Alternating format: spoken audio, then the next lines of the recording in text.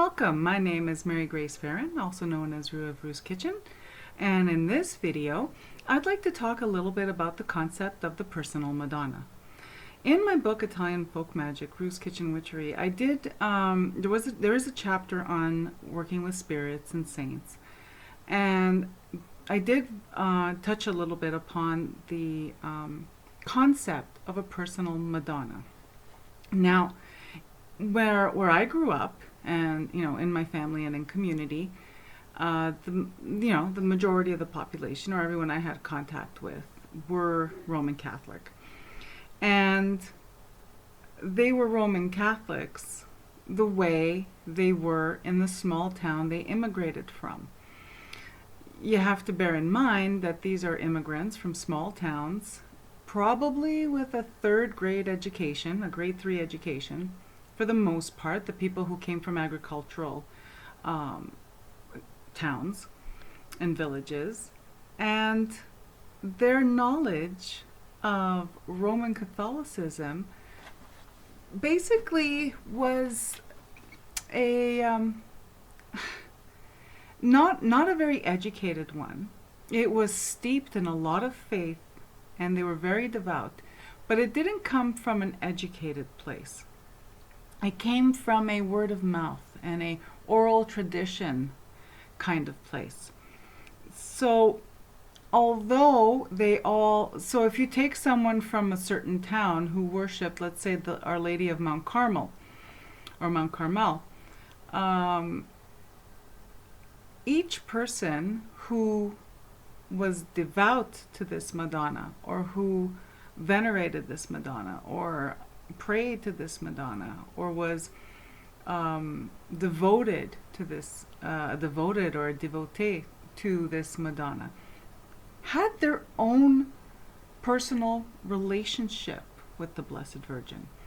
And it's not any different in other cultures or in other religions. Let's be frank, and let's look at it from a practical standpoint. My relationship, let's say, with Saint Anthony is not necessarily your relationship with Saint Anthony. We can have patron saints in common. My relationship with Saint Michael, I'm sure, is not the same as your relationship with Saint Michael, because we are each individuals. So it's the same kind of thing as a relationship with another human being. In this sense, it's a relationship with a saint, a spirit, an archangel, what have you. So I'm going to read a little bit from my book. Here's my book. Yeah, I know, shameless plug of my book on Personal Madonna. Personal Madonna. The Personal Madonna is a concept that is so simple, yet at the same time very complex. The reason is that, unlike previous generations of our ancestors who lived their lives in small towns, inherited an oral tradition, and didn't question it, we have unlimited access to information via the internet, and are plagued by the need to neatly define, explain, and categorize things that are best left to simply be. The Virgin Mary, Saint Mary, La Madonna, Queen of Heaven, and so on, her names and representations are endless in various religions, art, cultures, and geographical locations. Despite her many names and faces, Mary is one, and she is Mother. One thing every matriarch and patriarch in my family and community had in common was their relationship and devotion to La Madonna. This relationship and devotion are completely independent of religion. So you see where now we step into more of a personal relationship. These relationships are independent of religion, have nothing to do with religion. This is a person's personal relationship. This relationship and devotion are completely independent of religion. Every Mary devotee is devoted to their own personal Madonna, whether or not they believe in anything else. As I spoke to more and more people, I began to understand that each person's relationship with Mary is informed by who they need their mother to be. In this example, All 5 of these people are devoted to La Madonna del Carmine, Our Lady of Mount Carmel. Zia Silvia's Madonna was who she turned to for comfort. She was maternal and nurturing, like she wished her mother had been. Zia Silvia often felt helpless, and she turned to her mother for comfort. Kumaralina's Madonna was a healer. She invoked La Madonna to work through her when she placed her hands on people who came to her for healing. Zio Giuseppe, my God, believed his crops were at the whim of his Madonna. He made sure to keep a meticulous flower bed surrounding her statue in the front of his home. He kept her statue clean and in good repair, and he tended her flower garden with great care to make sure she was happy. When his Madonna was happy, she sent good weather, and his vegetable crops flourished.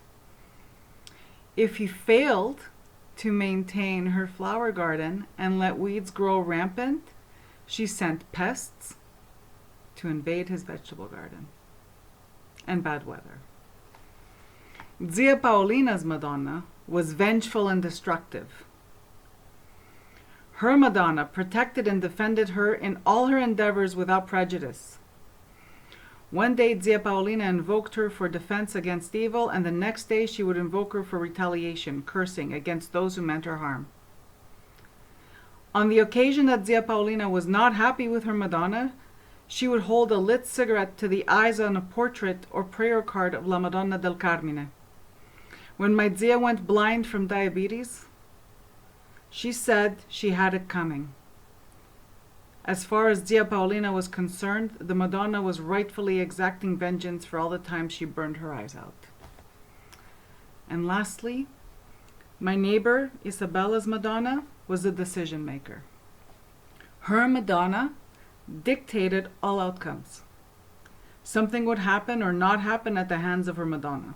If she had a decision to make, she would ask her Madonna to give her a sign, and that is what she would decide.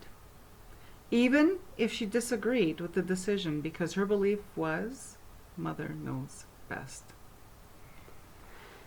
Now, if you grew up Catholic and you feel comfortable working with La Madonna, great, because most likely you are. But if you didn't grow up Catholic, don't worry. It does not mean that you don't have a personal Madonna or cannot have a relationship with the Blessed Virgin in whatever form suits you.